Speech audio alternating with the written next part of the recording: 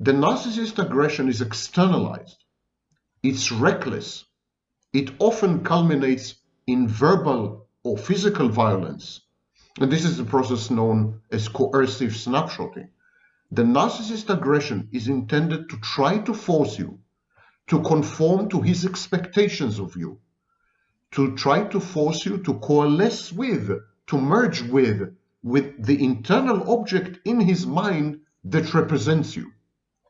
He wants you, the narcissist wants you to stop existing outside his mind and to fuse symbiotically with the object in his mind that represents you. And this way, of course, to eliminate the frustration.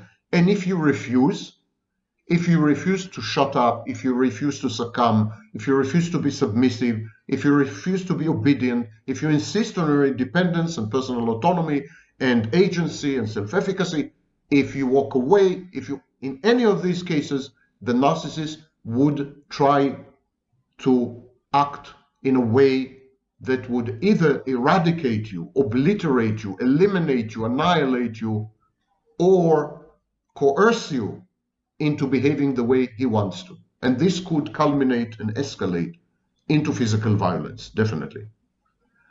Narcissists perceive frustration as emanating from the inside. You remember that narcissists are incapable of perceiving external objects. They're incapable of conceptualizing the separateness and the externality of objects. So as far as the narcissist is concerned, you don't exist out there. There's no external object that is you. There's only the internal object inside his mind that represents you. And he goes on interacting only with the internal object. So if you frustrate the narcissist, he doesn't perceive it as coming from the outside.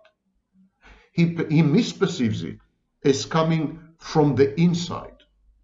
And his aggression is actually an attempt to reduce dissonance and anxiety by somehow modifying you so that you again become a compliant internal object.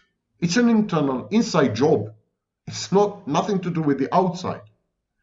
Walking away won't do the trick because narcissists interact exclusively with internal objects. They dehumanize you and then they objectify you. You become a figment.